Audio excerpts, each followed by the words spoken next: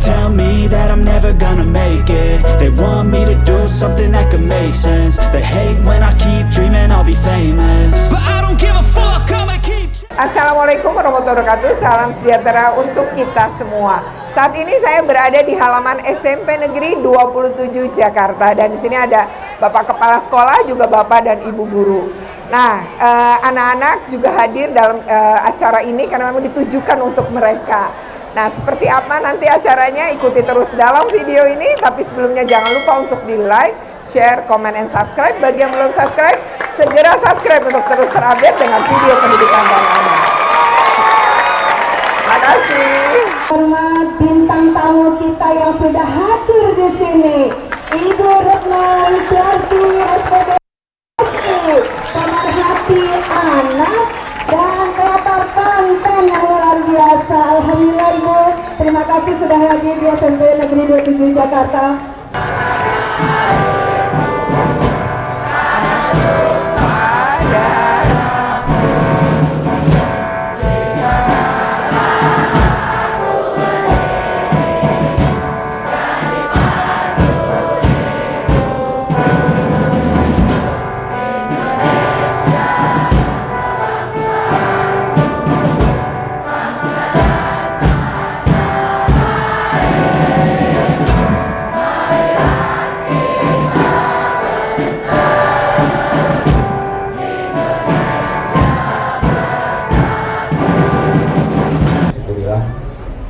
Alhamdulillah, puji syukur kita panjatkan kepada Allah Subhanahu wa Ta'ala, Tuhan Yang Maha Esa, yang senantiasa melimpahkan nikmat sehat untuk kita semua, sehingga pada pagi ini kita bisa bersama-sama kembali di lapangan ini untuk melanjutkan pembelajaran menuju kemandirian seperti tersampaikan dalam lirik Mars SMP 27. Yang bersama-sama kita hormati Ibu pemerhati pendidikan, Ibu aktivis pendidikan, Ibu narasumber, Ibu Retno Lisyarti, MSI yang berbahagia. Yang bersama-sama kita hormati rekan-rekan wakil, rekan-rekan Kasatlantas bersama dengan jajarannya, dan Bapak Ibu guru yang berbahagia, dan anak-anakku yang saya sayangi. Perlu saya klarifikasi terlebih dahulu, saya tidak janjian sama Bu Retno pakai hitam-hitam. Iya, saya tidak janjian. Ini saya klarifikasi. Untuk Ibu Retno Lisyarti di sini adalah seorang guru juga nak ya, waktu itu yaitu pada tahun 1994 sampai 2013 ya Bu ya. Itu kemudian menjadi Ibu Kepala Sekolah selanjutnya, yang itu dari tahun 2013 sampai 2015. Dan selanjutnya ini semakin tahun semakin luar biasa ya Ibu tanggung jawab dan tantangannya sebagai komisioner Komisi Perlindungan Anak Indonesia dari tahun 2017 sampai 2022. Kemudian juga sebagai anggota Satgas Penanganan Pengungsi Luar Negeri dari tahun 2018 sampai 2022. Dan juga merupakan ASN pemerintah Provinsi DKI Jakarta ya Bu, dari tahun 2023 dan sampai sekarang. Kemudian nak, juga sekalian nih Ibu, untuk organisasi experience, pengalaman organisasinya banyak sekali juga dan hebat. Mudah-mudahan anak-anak Ibu di sini, anak-anak SMP 27 bisa menjadi penerus Ibu nantinya ya Bu, yaitu sebagai Ketua Dewan Pakar Federasi Serikat Guru Indonesia dari tahun 2021 sampai sekarang. Ibu Guru BK. Baik, saya izin berdiri ya Pak Kepsek. Baik, yang terhormat Bapak Kepala SMP Negeri 27 Jakarta, Bapak Heru Purnomo, kemudian juga Bapak Ibu sekalian ya, yang mungkin ini bukan pertemuan kita yang pertama ya Bapak Ibu. Terima kasih atas atensinya dan undangannya Pak Heru. juga anak-anakku sekalian ini yang luar biasa ya. Dari tadi saya datang sudah ini masih kosong, tapi saya di mobil ya, saya belum keluar. Dan ibu gurunya cepet banget ngaturnya ya, duduk, dan tiba-tiba pas saya nengok lagi udah banyak anak gitu ya. Ini kalian berarti juga mudah sekali ya diatur, maksudnya mengatur, memanajemen diri untuk duduk di tempat seperti ini. Oke. Baik, adik-adik yang sangat luar biasa ini ya. Saya dapat undangan dari Pak Heru adalah bicara tentang bagaimana mewujudkan sekolah aman, nyaman, dan menyenangkan, tentu tanpa kekerasan. Dan kalau kita berbicara kekerasan, pasti bicara perundungan. Nah, perundungan itu mungkin sering sekali disebut bully ya. Nah, pertanyaan saya, boleh dijawab, nanti ada yang maju ya. Oke. Kalau menurut kalian perundungan itu dianggap bercandaan atau enggak? Kemudian bagi yang ngadu-ngadu karena dia dirundung atau dia dibully, itu adalah sebuah perbuatan yang terlalu lebay gitu. Nah, kalian setujukah jika perundungan itu hanya bercandaan dan yang ngadu dianggap lebay? Setuju apa enggak? Nah, oke. Ibu kayak harus bantuin saya. Tolong ada 2 orang yang maju punya pendapat.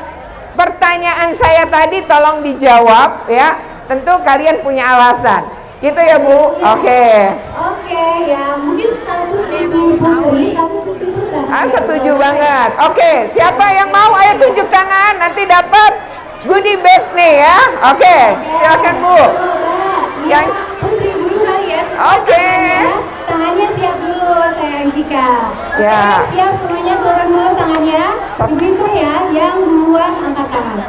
1, 2, 3. Wah, yang duluannya banyak ya. Coba Ibu pilih satu sampai berdiri-diri tuh ya, siapa? Oke. Ya, memang yang duluan di sini. Siapa nih? Oh, sampai berdiri tuh ya. Cika ya, bawa Cika nih. Oke, tepuk tangan untuk Cika. Oke, sini Cika. Masih kesempatan lagi nanti. Oke, ya. Dan sekarang, oke, siswa putra banyak nih. Siap, tangannya turun dulu ke bawah. 1, 2, 3. Wow, siapa nih yang pertama? Coba kata dia agak ke depan ya. Coba yang agak ke belakang. Bagian belakang ya. Siapa tuh? Boleh yang paling ujung dulu. Boleh. Siapa namanya tuh? Oh, Fikar. Ayo, beri tepuk tangan buat Fikar. Oke. Siswa kelas 8. Siap. Di sini. Siswa kelas 7, Vika. Bapak, Ibu Sri tetap temenin saya ya. Sini adik-adik maju. Nah, nanti kalau jawab pakai mic yang Ibu ya. Oke. Perhatikan ya. Sekarang ini siapa namanya? Cika. Cika kelas berapa? 8E. 8. Kalau Fikar kelas berapa? 7. Oke, kita akan mulai. Tadi kan pertanyaan saya adalah bully itu bercanda dan bagi yang ngadu-ngadu dia lebay. Kamu setuju nggak? Enggak. Kenapa? Soalnya kayak bullying itu nggak bisa dibilang bercanda. Kalau bercanda itu pasti dua pihak ketawa. Oh, Pasti ya asik-asik lah. Tapi kalau misalnya dia bully, itu pasti nyakitin mental dari si yang dibully. Dan kalau misalnya yang dibully itu ngadu, itu nggak dianggap lebay. Karena ya kan setiap orang punya hak asasi manusia. Dan hak asasi manusianya itu ya diambil itu aja. Dan dia kayak dikata-katain terus kayak mentalnya hancur. Itu ya pasti dia punya hak buat ngadu ke orang lain, buat kayak tahu salah. Jadi menurut saya nggak lebay. nggak lebay ya? Ya, beri tepuk tangan. Yang setuju sama pernyataan dia siapa?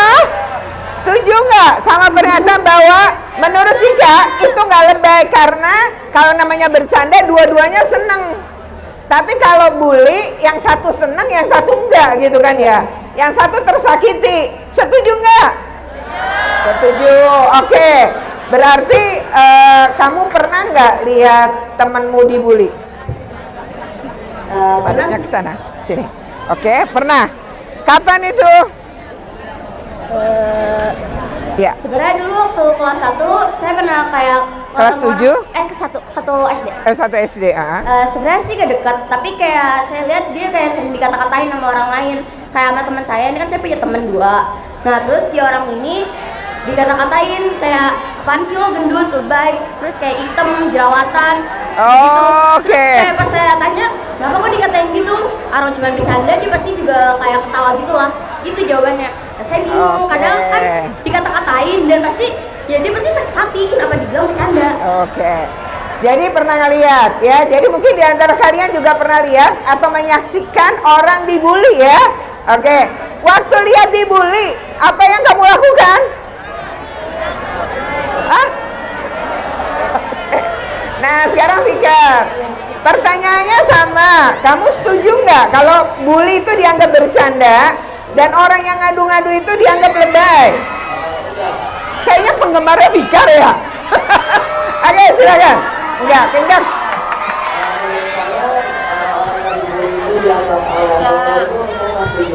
Karena kalau misalnya dibully pasti kan pembuli sedih dan bisa depresi mungkin bisa bunuh diri, berarti kalau misalnya kita kan kadang kalau bully orang tersebut pasti jawabannya bercanda, nggak boleh tuh alay.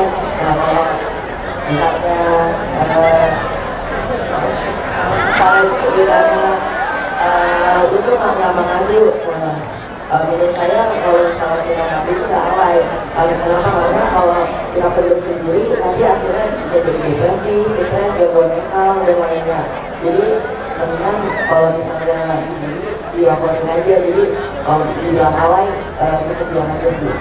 Oke, jadi menurut Fikar ya, makasih nih ya, bahwa orang yang dibully itu nanti bisa punya dampak yaitu luka batin ya, dan itu adalah bentuk-bentuk seperti kecemasan, takut mau ke sekolah, tidak memiliki rasa percaya diri, dan kalau lama-lama dibiarin kan itu kayak sampah ya adik-adik ya. Sampah itu kalau didiemin nanti lama-lama busuk nggak? Busuk. Begitupun problem-problem yang tadi disebutkan Fikar. Ketika dia ada di hati kamu, di pikiran kamu, terus menerus dan gak pernah diungkapkan, gak pernah dilepaskan, terus kamu pendam ya, dan lama-lama kamu merasa bahwa perlakuan orang itu ke kamu dia gak benar, wajar ya. Terus yang kedua adalah namanya sampah, lama-lama dia akan membusuk. Kalau dia membusuk, kira-kira tubuh kamu jadi beracun gak? Beracun. Dan ketika dia beracun, maka itu akan mempengaruhi tubuh kamu yang tadi Fikar katakan, lama-lama stres berat, lama-lama depresi, dan kalau sudah pada depresi yang parah, bisa melakukan yang disebut bunuh diri atau menyakiti diri sendiri. Tapi ada loh yang nyakitin orang lain. Misalnya, pernah nggak lihat orang menyiksa binatang? Pernah. Orang yang menyiksa binatang biasanya sudah tahap punya gangguan kesehatan mental, dan itu sudah masuk tahap depresi. Jadi kalau kamu masih suka bercanda sama kucing kesayangan kamu di rumah, itu artinya kamu masih sehat secara mental. Tapi kalau kamu mulai menyakiti kucing kamu, itu artinya kamu sudah punya masalah. Nah, yang tahu kan kamu sendiri ya. Oke, itu bisa berawal dari sebuah perundungan atau bully. Dan ingat, bully itu benar tidak bisa kita terima sebagai bercandaan ya. Jadi kalau ada teman dia kurus ya, terus kamu panggil triplek ya, karena triplek kan tipis ya, atau kamu panggil ceking kalau tiap ketemu dia, maka itu disebut bully. Ingat, indikator bully salah satunya berulang, sering dilakukan. Jadi kalau ada guru juga setiap ketemu kamu menyatakan hal yang sama, tapi menurut kamu itu sesuatu yang mempermalukan atau merendahkan, itu juga bully ya. Orang tua kamu, siapa yang suka dibanding-bandingin sama orang tuanya? Wah, banyak banget tuh ya, Bu. Dan membanding-bandingkan anak yang satu dengan yang lain itu juga bully deh, ya, bully juga. Ya. Karena tidak boleh melakukan itu. Tidak ada satupun orang yang mau dibandingkan, ya. Begitu ya, ternyata banyak ribu anak-anak tadi yang tunjuk tangan ya. Berarti dibanding-bandingkan termasuk gini ya Bu, kalau guru misalnya di kelas nih, kok kelas ini nggak kayak kelas sebelah ya, itu juga nggak boleh. Wah, anak-anak langsung. Karena siapapun kita unik dan tidak bisa dibanding-bandingkan ya. Oke. Oh iya, jadi dibanding-bandingkan ya. Oke. Nah, adik-adik, kita kembali kepada dua yang maju ini dulu ya. Pernah dengar nggak seorang yang dibully sampai parah gitu ya, akhirnya dia bunuh diri? Pernah dengar nggak? Pernah. Kamu juga pernah dengar? Nah, rata-rata kasus bunuh diri remaja karena depresi terjadi pada usia kalian 13 sampai 15 tahun. Kenapa? Kira-kira tahu penyebabnya nggak? Nah, Bu Sri kan guru BK ya. Pernah nggak Bu dengar bahwa anak seumur ini adalah anak yang sedang merasa kebingungan terhadap eksistensi dirinya? Iya Bu, karena mau dibilang anak-anak, mereka bukan ya Bu. Betul, udah. Dibilang dewasa belum. Nah, masih masa transisi. Maka dalam psikologi disebut middle ya. Kalian berada pada masa pertengahan transisi. Nah, salah satu wujudnya adalah selain problem-problem kebingungan dalam pikiran kalian, saya ini siapa, bagaimana dan lain-lain, ada satu hal sebenarnya Tuhan itu juga udah ngajarin Bu. Salah satunya adalah perubahan hormon pada kalian. Kan misalnya ya, perempuan baru menstruasi dia bingung, ini ada apa dengan tubuhnya. Begitupun anak laki-laki yang mulai tumbuh. Tapi satu hal lagi, Tuhan itu sebenarnya pada usia ini, itu usia orang tua mulai menjaga jarak dulu dengan anak-anak. Nah, karena coba kalian ingat nggak? Kalian itu sekarang ini usia ini lebih suka sama teman, kumpul sama teman. Ya, terus kalau diajak kondangan ke rumah saudara dan ada teman yang ngajak main, pilih yang mana? Nah, kondangan ya kalau kamu ya, nggak bisa makan. Kalau dia, nah, kenapa itu terjadi? Nah, makanya Bu, ini ada lucu ya, anak umur segini, 13-15, itu secara tubuh juga mulai bau kan? Ya. Kerasa nggak kalian? Jadi itu nggak usah khawatir, nanti ada masa yang lewat. Bau, lebih bau tubuhnya. Kenapa? Ternyata Tuhan nyuruh kita jaga jarak sama anak-anak kita dulu. Jadi itu sebuah sinyal. Dan jangan marah ketika anaknya menjaga jarak. Oke, kamu sendiri. Kok penggemarnya banyak ya? Oke, kamu jangan nyandar. Berdirilah yang tegap. Oke. Kasihan temenmu disandarin. Oke. Nah, kamu punya media sosial. Apa? IG. Pernah jadi korban? Pernah. Oke, diapain? Diledekinya seperti apa? Kayak belum mandi.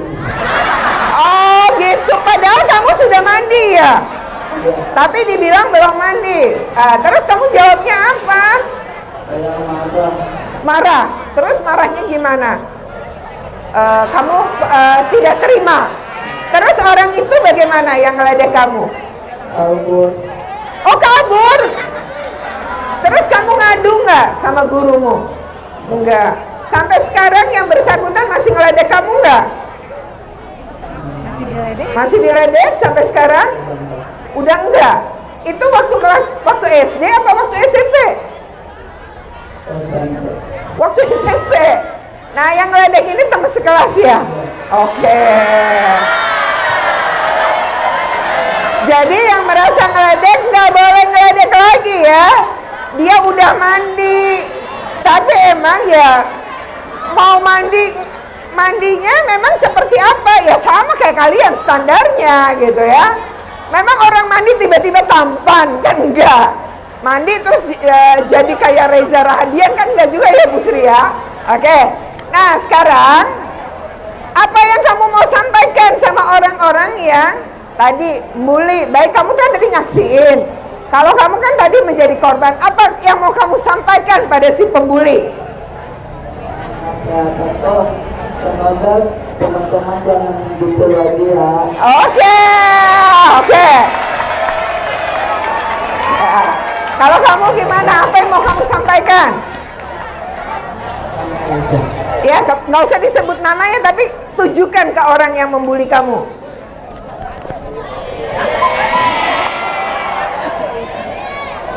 Apa? Pesan kamu apa? Yang sebenarnya kamu ingin katakan ke dia selama ini apa? Jangan kayak gitu lagi. Kalau nanti dia kayak gitu lagi, kamu mau melapor lagi? Mau melapor lagi. Oke. Terus tunggu, yang kamu harapkan gurunya tuh ngapain sih? Karena kalau cuma menasehati kira-kira gimana? Ternyata nggak ada efek jerak. Kamu berharapnya gimana? Dinasehatin. Oke. Wah, tapi tadi kamu masih berteman dengan orang yang membuli kamu itu? Masih. Oke. Ya. Jadi bully itu kamu kan merasakan rasa sakit ya. Rasa sakit, malu, tadi direndahkan, ya, itu yang dialami. Nah, kalau kamu silakan, apa yang mau kamu sampaikan kepada orang yang membuli? Kan tadi kamu nyaksiin katanya. Dan pesan kamu juga kepada orang yang dibully. Tadi apa pesannya? Ya, silakan. Apa yang mau kamu sampaikan? Semoga cepat tobat. Kepada yang bully. Oke, cepet tobat. Untuk tobat gimana caranya tuh nanti? Menurut kamu? Dia harusnya diapain dia harusnya? Oke, terus yang kedua, tadi kepada yang dibully, kamu mau pesan apa sama dia? Yang jadi korban? Semangat. Semangatnya gimana? Kamu pernah nggak ngomong sama dia? Pernah orang yang dibully itu ngomong langsung, saya nggak setuju tuh kamu mendapat perlakuan itu. Pernah? Kalau kamu ada masalah cerita aja ke saya siap mendengarkan.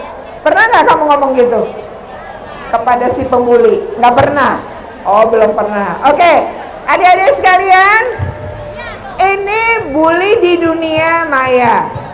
Oke, ada yang pernah ngalamin pembulian di dunia maya? Oke, yang paling sering body shaming ya. Nah, tapi saya ingin menyampaikan, ya, terakhir nih, nanti setelah itu ada tanya jawab nggak Bu? Akan ada, oke. Ya. Tiga hal yang harus kamu perhatikan. Pertama, ancaman utama bagi anak-anak yang tumbuh pada era digital sekarang ini adalah, satu adalah orang asing, predator seksual, penipuan dan sekstortia. Kamu tahu nggak caranya gimana? Yang bersangkutan akan melakukan percakapan pribadi ketika sudah berteman dengan kamu di IG. Di situ akan didekati. Ingat ya, setelah itu minta foto. Pertama foto yang bajunya lengkap, lama-lama minta foto tanpa busana. Nah, setelah itu, ya, ini Bu udah tukeran ceritanya, pacaran di dunia maya tukeran. Padahal belum pernah ketemu. Setelah dapat foto-foto kalian, maka dia akan mengancam berikutnya. Kalau nggak disebarkan, maka kamu harus ngikuti perintah dia. Salah satu perintahnya adalah dikirimi dulu video pornografi. Kamu suruh mengikuti gerakan di dalam video itu dan dikirim. Jadi ini hati-hati, sudah banyak anak menjadi korban. Dan biasanya anak-anak memilih dia. Untuk anak laki-laki, kalian yang penggemar game online siapa? Nah, banyak. Ketahuan. Ketika bergame online, ada percakapan dengan orang yang menjadi teman atau lawan kamu. Nah, apa yang kemudian banyak terjadi? Nah, di situ ada bujuk rayu. Kamu kalau main game online kan ada senjata yang bisa dibeli ya, biar makin kuat kan? Nah, biasanya si pelaku akan membujuk, mau nggak senjata ini gratis, tapi kirimin foto kamu lagi bugil. Nah, hati-hati tuh. Korbannya udah banyak, Bu. Berarti bukan hanya sisi perempuan ya, Bu? Betul, laki-laki juga. Laki-laki juga nih. Ya, jadi ini sangat ya, kalian harus berhati-hati. Nah, seperti apa caranya berhati-hati ya? Adik-adik, ini kita kekerasan, jadi ketika kita mendapatkan hal yang mendapatkan ancaman dari orang-orang seperti itu, harus berani bicara, cari pertolongan ya. Nah, saya merekomendasi ya, selagi kalian bisa mengakses media sosial dari komputer, coba hapus media sosial dari gadget kita. Karena itu jadi pintu masuk yang selama kamu belum berusia 18 ke atas lah ya. Nah, betul. Kedua adalah matikan notifikasi kalau kamu lagi belajar. Jadi ya kan, kalau misalnya ada di handphone, ganggu, Bu. Ganggu, jadi pengen ngecek terus. Betul. Siapa yang bangun tidur, mau tidur, selalu buka handphone. Nah, kan banyak tuh. Nah, batasi penggunaan media sosial kamu. Misalnya pakai waktu. Saya buka nanti misalnya jam 12. Nanti lagi jam 17. Kemudian terakhir jam 19.30 misalnya gitu loh. Iya, jadi jangan terus-menerus. Ya, berikutnya lagi adik-adik. Ini yang perlu diperhatikan ya. 1, hindari memberikan nama, nomor telepon, alamat email, alamat rumah, alamat sekolah atau foto tanpa izin Anda. Jangan pernah nih ya memberikan itu pada orang lain yang kamu kenal lewat media sosial. Ya, kalau bisa orang jangan tahu kamu sekolah di mana sebenarnya. Kalau ini Bu Retno, suka Apa? ada yang share gitu. Boleh nggak sih Bu sembarangan share lokasi? Kalau orang kenal nggak apa-apa, tapi kalau nggak kenal jangan. Betul. Tapi kalau misalnya sekolah, taruhlah udah SMP ya, yang penting kamu tidak mengungkap data pribadi kamu, ya. Yang kedua adalah tidak merespon, ya, atau hindari membuka inbox atau IG dari orang yang tidak dikenal. Situasinya serta pertanyaan. 4. Oh iya, kebanyakan. Assalamualaikum warahmatullahi wabarakatuh. Sebelumnya perkenalkan, nama saya Naira Harisa dari kelas 9A. Nah, saya ingin bertanya Bu. Ya. Jadi saat itu salah satu dari teman saya sedang membuat tugas. Lalu tugas tersebut dirusaki oleh teman yang sekelompoknya Bu. Nah, pas orang yang ngerusakin itu dia malah ngelaporin ke guru seolah-olah dia yang disalahin. Oh, korban seolah-olah. Dia kayak playing victim, Bu. Sebaiknya kita gimana kalau ada kayak gitu, Bu? Terus orang tersebut juga pernah ngatain teman saya, kok nilai kamu makin turun sih? Bukannya dulu ranking 3 gitu, Bu. Sebaiknya kita gimana ya, Bu? Menghadapi orang itu ya. Iya, Bu. Nah, dia ngerusak kenapa? Alasan ngerusak. Dia nggak ada alasan untuk merusakin, Bu. Ya, Terus sudah dinilai belum tugas itu saat dirusak? belum dinilai. Terus? Lagi mau dikumpulin, lalu tiba-tiba dirusakin gitu, Bu. Nah, terus akhirnya gurunya gimana ketika itu dirusak? Nah, saya merasa kadang anak tersebut, Ya nggak apa-apa, duduk aja. saya merasa terkadang anak tersebut malah dilindungi sama gurunya, Bu. Dia apa? Dilindungi sama gurunya atau enggak? Oh. Cuma sekedar ya udahlah nggak apa-apa gitu. Padahal dia udah banyak nyakitin hati orang lain. Oh, oke. Baik, baik. Peserta olimpiade saya. Nominatif ini. Oh, ya. Baik, itu aja ya. Oke, terima kasih atas pertanyaannya. Nanti dijawab. Ada di sana tuh suka ada yang ngata-ngatain gitu Bu. Nah, terus setiap ditegur dia akan bilang tapi nanti akan bilang terus sudah dilaporkan ke guru juga tapi tetap bilang terus.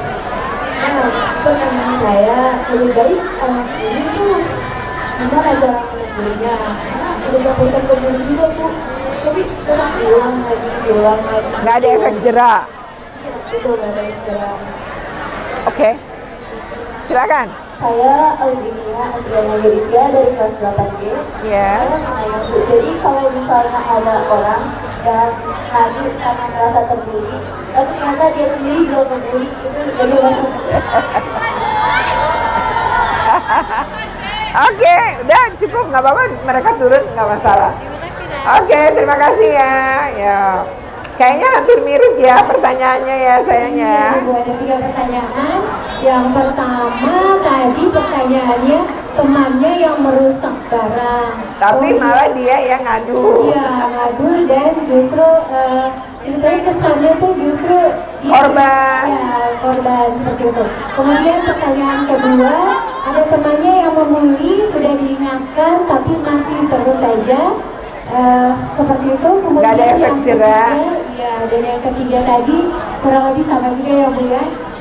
Iya. Baik, saya jawab ya, karena ini mirip ya. Ini sebenarnya adalah sebuah penanganan yang mungkin tidak tuntas, sehingga tidak menimbulkan efek jerak. Saya nyontohin ya, saya pernah nanganin kasus di sebuah sekolah. Sama tuh, ngulang-ngulang nih anak. Bahkan dia tuh katanya dalam pembinaan, dia ngulang juga gitu. Nah, terus saya tanya, emang sekolah ini ngasih hukuman apa atau sanksi apa ketika anak melakukan perundungan gitu. Nah, saya kaget. Ternyata sekolah bilang pembinaannya adalah anak ini selama seminggu berturut-turut di sekolah dia tetap masuk, tapi dia nggak dapat pelajaran. Jadi dia harus duduk di musola, dan sepanjang di musola itu dia nggak dapat pembelajaran tadi, tapi harus masuk sekolah 5 hari itu. Nah, pembinaannya adalah suruh sholat taubat. Ngukurnya gimana sholat taubat? Itu kan dia sama Tuhan.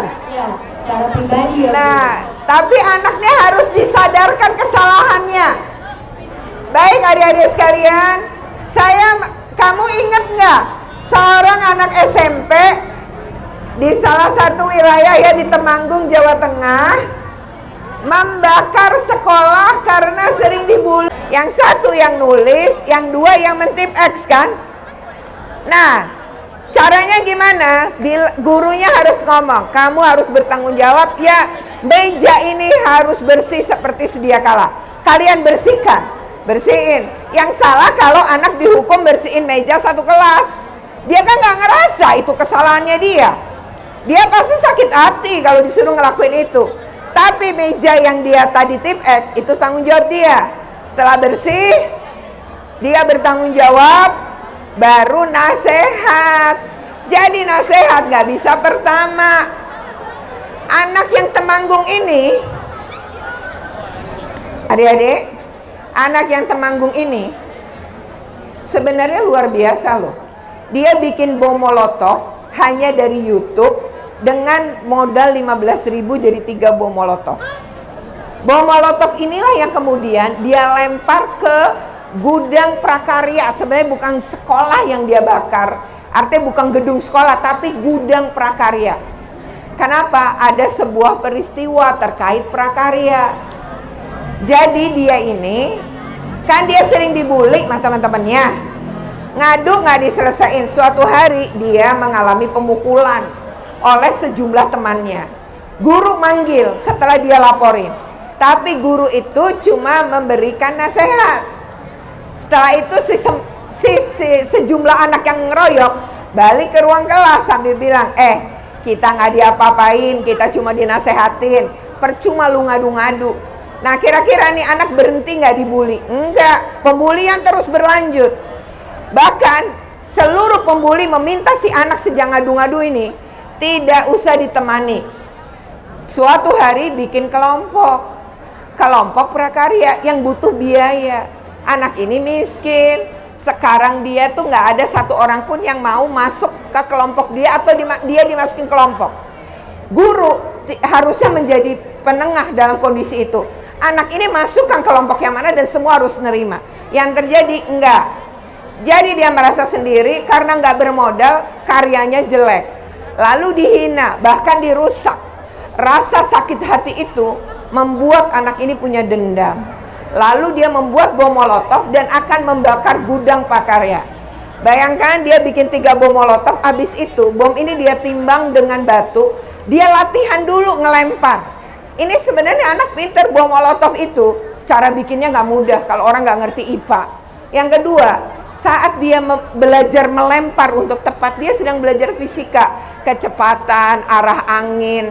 Yang terjadi berhasil dia bakar itu jam 2 pagi, dan dia latihan ngelempar itu butuh waktu seminggu sampai dia yakin bom molotov akan tepat jatuh pada gudang prakarya dan terbakar. Dia ditangkap polisi. Polisi memperlakukan dia seperti teroris karena ada polisi pakai laras panjang di sampingnya. Ketika dia konferensi pers ditampilkan, itu sudah kesalahan besar. Undang-undang perlindungan anak tidak membolehkan hal itu terjadi, tapi polisi melakukan pelanggaran itu. Yang terjadi kemudian apa? Anak ini korban pembulian. Dia melakukan balas dendam karena rasa sakit yang dia alami selama bertahun-tahun. Dan orang dewasa di sekitarnya nggak mampu menolong dia. Dan ketika dia balas dendam, dia mendapatkan hujatan seperti itu. Nah, tapi ketika akhirnya ketahuan, ini pihak kepala sekolahnya aja bilang dalam satu frame di TV. Bilang katanya gini, anak ini emang suka caper. Capernya gimana Pak? Misalnya dia tiba-tiba bilang, ngelihat makhluk halus. Lalu pura-pura dia kesurupan. Sebenarnya orang yang ngelihat makhluk halus, merasa lihat makhluk halus, halu kan? Dan dia ternyata kesurupan. Itu rata-rata kenapa? Depresi. Itu tanda depresi, bukan tanda cari perhatian. Nah, ini yang perlu dipahami. Jadi adik-adik, apa yang kalian alami adalah sebuah proses yang keliru penanganan orang dewasa. Dan sekarang di sini ada tim PPK, tim pencegahan dan penanganan kekerasan di satuan pendidikan. Nah, tim ini mestinya menangani seperti tadi sehingga anak yang tadi itu bisa punya efek jera. Kedua, anak-anak yang melakukan itu umumnya juga anak-anak yang secara mental tidak bahagia. Jadi dia melakukan seperti itu agar mendapatkan perhatian, agar dia puas secara mental karena dia memang merasa nggak bahagia gitu. Jadi ini bisa jadi penyebabnya dari lingkungan rumah juga. Jadi anak seperti ini harus ada penanganan secara khusus. Yang kasihan teman-temannya kalau berulang-ulang terjadi. Jadi guru juga harus care ini, dan kalau guru BK tidak mampu secara psikologi mengatasi, bisa minta bantuan dari Pemprov DKI Jakarta melalui pusat PPA ya yang berada di Pulau Gadung. Dia punya psikolog yang bisa dimintai bantuan. Saya pikir sebenarnya saya jawab umum aja ya, karena kasusnya sebenarnya sama. Jadi kalau pertanyaan kalian, nih diapain? Ya harus ada efek jera. Dia bertanggung jawab terhadap apa yang dia lakukan. Penanganan tim PPK harus pakai dialog, dengarkan korban. Korban itu harus dipercaya dan dilindungi di awal. Oke, demikian ya video di SMP Negeri 27 Jakarta. Ini memang mau kampanye ya untuk menciptakan sekolah yang aman, nyaman, menyenangkan, tanpa kekerasan di SMP Negeri 27 Jakarta. Dan sasarannya adalah peserta didik. Jadi beratus anak tuh ya di lapangan secara outdoor. Dan alhamdulillah selesai. Ya semoga bermanfaat. Jika bermanfaat jangan lupa untuk di like, share, komen, dan subscribe.